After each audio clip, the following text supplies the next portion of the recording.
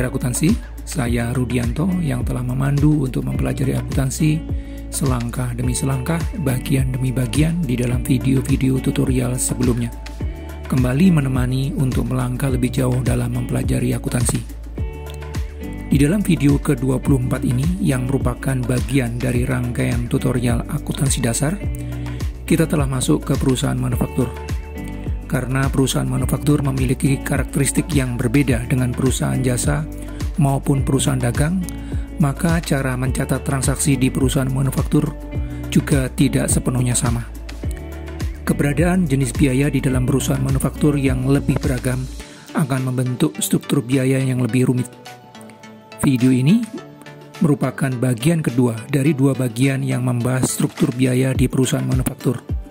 Supaya dapat memahami dengan baik berbagai biaya di perusahaan manufaktur, memperhatikan dengan sungguh video ini hingga selesai sangat penting.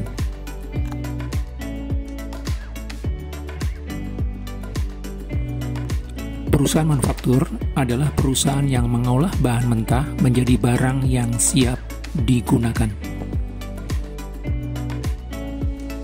Posisi perusahaan manufaktur yang berada di antara produsen bahan mentah dengan konsumen yang memerlukan barang yang siap pakai, mengharuskan perusahaan manufaktur mengubah bahan mentah menjadi barang yang siap digunakan. Untuk mengubah bahan mentah menjadi barang yang siap digunakan, diperlukan elemen tambahan yang membentuk struktur biaya dari produk yang dihasilkan perusahaan manufaktur. Di dalam video sebelumnya telah dijelaskan bahwa biaya di dalam perusahaan manufaktur dibagi dalam dua kelompok besar, yaitu biaya produksi dan biaya operasional. Biaya produksi terdiri dari biaya bahan baku langsung, biaya tenaga kerja langsung, dan biaya overhead yang terdiri dari biaya bahan penolong, biaya tenaga kerja penolong, dan biaya pabrikase lain. Sementara biaya operasional terdiri dari beban pemasaran dan beban administrasi dan umum. Dengan demikian, terdapat 3 elemen yang membentuk suatu produk, yaitu bahan baku langsung yang merupakan komponen utama dari suatu produk, tenaga kerja langsung yang merupakan orang-orang yang terlibat secara langsung di dalam proses mengubah bahan mentah menjadi barang jadi, overhead pabrik yang merupakan elemen tambahan untuk mengubah bahan mentah menjadi barang jadi. Gabungan dari 3 elemen ini akan membentuk barang jadi. Tetapi di dalam proses mengubah dari bahan mentah menjadi barang jadi akan terdapat kondisi yang disebut sebagai barang dalam proses, yaitu bahan mentah yang sudah diproses untuk menjadi barang jadi, tetapi sampai pada akhir suatu periode tertentu belum selesai. Perbedaan utama antara barang jadi dan barang dalam proses terdapat pada kandungan elemennya. Di dalam barang jadi, elemen bahan baku, tenaga kerja langsung, dan overhead pabrik telah 100%. Sedangkan di dalam barang dalam proses masih terdapat elemen tertentu yang belum 100%. Ilustrasi berikut ini akan dapat memperjelas tentang klasifikasi biaya di dalam perusahaan manufaktur. PT Sumber Sandang adalah sebuah perusahaan produsen pakaian jadi. Bahan baku yang digunakan di dalam perusahaan ini adalah kain, sedangkan bahan penolongnya adalah kancing, benang, dan aksesoris. Tukang jahit adalah tenaga kerja yang langsung terlibat di dalam proses produksi. Di dalam perusahaan ini, lokasi kantor administrasi, kantor pemasaran, dan pabrik terpisah satu dengan lainnya. Pada akhir Januari 2023, perusahaan menyajikan daftar saldo yang terkait dengan berbagai macam biaya yang dikeluarkan di bulan Januari maupun pembelian maupun nilai persediaan bahan baku, persediaan barang dalam proses, dan persediaan barang jadi pada awal dan akhir Januari.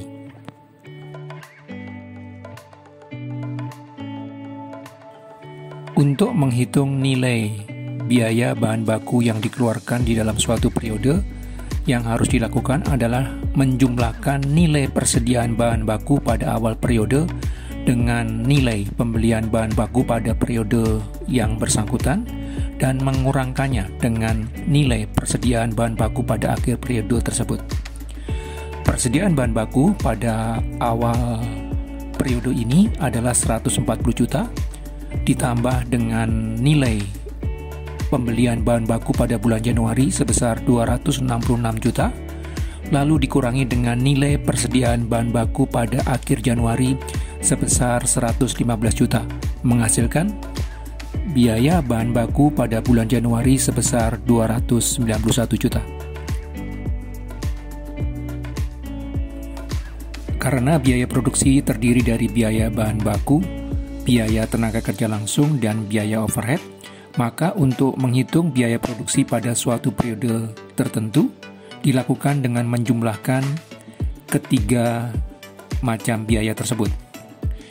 Biaya bahan baku yang dikeluarkan perusahaan pada bulan Januari sebesar 291 juta, upah tukang jahit sebesar 81 juta, dan biaya overhead yang terdiri dari biaya pemakaian kancing, benang, aksesoris, gaji mandor produksi, gaji satpam pabrik, biaya listrik, air dan telepon pabrik, biaya depresiasi bangunan pabrik, dan biaya depresiasi mesin pabrik sejumlah 119.400.000, maka jumlah biaya produksi pada bulan Januari sebesar 491.400.000 rupiah.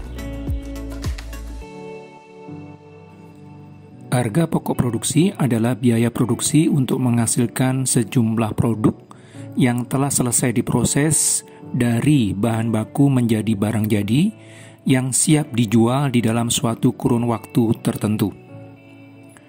Untuk menghitung harga pokok produksi, maka yang harus dilakukan adalah menjumlahkan biaya produksi yang dikeluarkan perusahaan pada suatu periode waktu tertentu dengan nilai persediaan barang dalam proses pada awal periode tersebut dan mengurangkannya dengan nilai persediaan barang dalam proses pada akhir periode yang bersangkutan.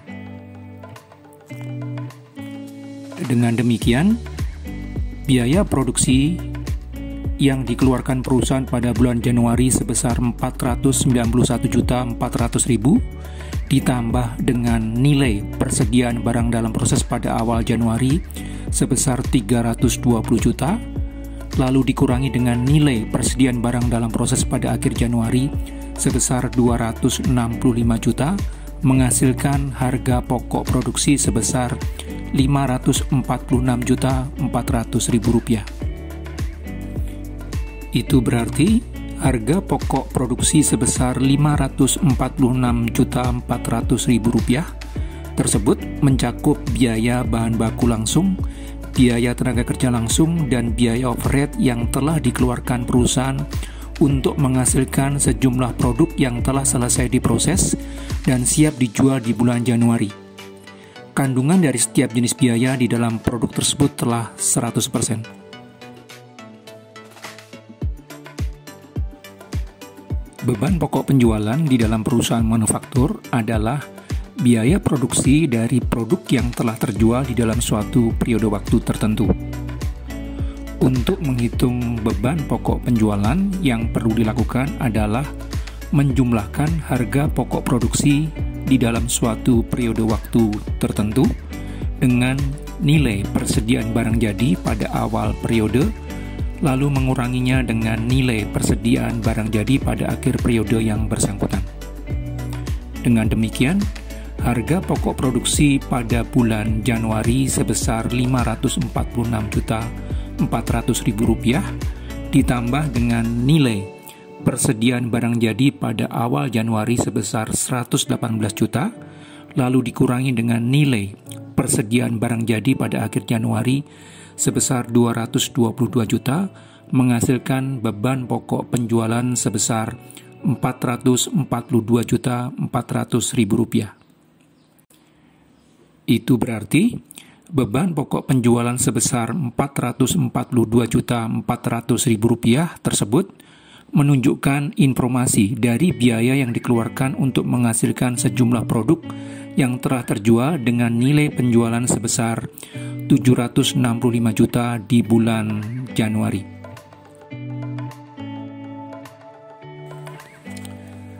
Dengan demikian, terdapat hubungan yang erat antara biaya produksi, harga pokok produksi, dan beban pokok penjualan. Biaya produksi yang merupakan penjumlahan dari biaya bahan baku langsung, biaya tenaga kerja langsung, dan biaya overhead yang dikeluarkan perusahaan di dalam suatu periode waktu tertentu. Sedangkan harga pokok produksi adalah biaya produksi yang dikeluarkan perusahaan untuk sejumlah bahan baku yang telah selesai diproses menjadi barang jadi. Dihitung dengan cara menjumlahkan antara biaya produksi di dalam suatu periode waktu dengan nilai persediaan barang dalam proses pada awal periode tersebut dan menguranginya dengan nilai persediaan barang dalam proses pada akhir periode yang bersangkutan.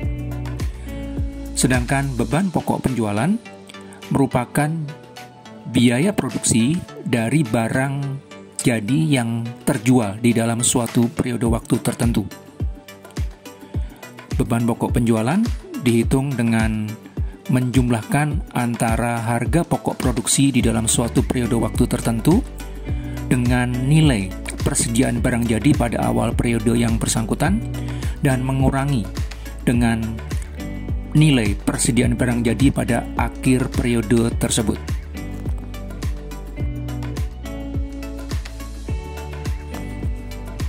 Dengan biaya produksi pada bulan yang bersangkutan sebesar Rp491.400.000 dan harga pokok produksi sebesar Rp546.400.000 dan nilai beban pokok penjualan sebesar Rp442.400.000 ketika dipertemukan dengan nilai penjualan pada bulan yang sama sebesar Rp765 juta menghasilkan laba kotor sebesar Rp322.600.000. Beban operasional perusahaan yang merupakan pengorbanan ekonomis yang dilakukan perusahaan untuk memperoleh barang dan jasa dan memberikan manfaat hanya satu periode akuntansi terdiri dari beban pemasaran dan beban administrasi dan umum. Beban pemasaran yang merupakan pengorbanan ekonomis yang dilakukan perusahaan untuk mendistribusikan produk perusahaan sejak dari gudang sampai ke tangan konsumen, terdiri dari gaji wiraniaga, komisi wiraniaga, gaji karyawan kantor pemasaran, beban listrik, air dan telepon kantor pemasaran, beban depresiasi gedung kantor pemasaran, beban depresiasi kendaraan pemasaran, beban angkut penjualan, dan beban iklan berjumlah 102 juta. Sedangkan beban administrasi dan umum yang merupakan pengorbanan ekonomis yang dilakukan perusahaan untuk kegiatan kantor dan umum terdiri dari gaji karyawan administrasi, beban listrik, air dan telepon kantor administrasi, beban bunga pinjaman, beban depresiasi gedung kantor administrasi, beban depresiasi kendaraan direksi berjumlah Rp85.800.000.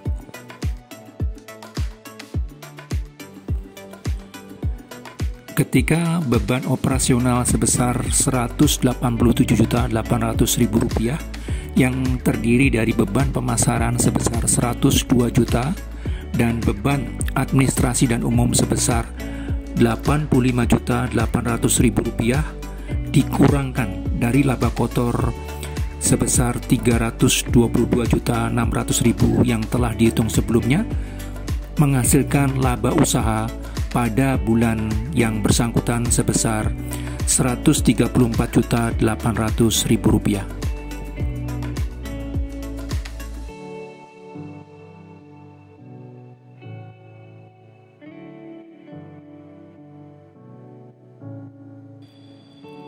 Jika mendapatkan manfaat dari video tutorial ini, dan ingin terus bertumbuh di dalam pemahaman akuntansi, silakan tekan tombol like, subscribe, dan loncengnya supaya mendapatkan pemberitahuan jika dikeluarkan video berikutnya. Sebagai praktisi dan pengajar akuntansi yang juga penulis berbagai buku akuntansi, materi tertulis dari video ini bisa didapatkan dari berbagai buku akuntansi yang saya tulis, khususnya pengantar akuntansi yang terbit di tahun-tahun yang berbeda.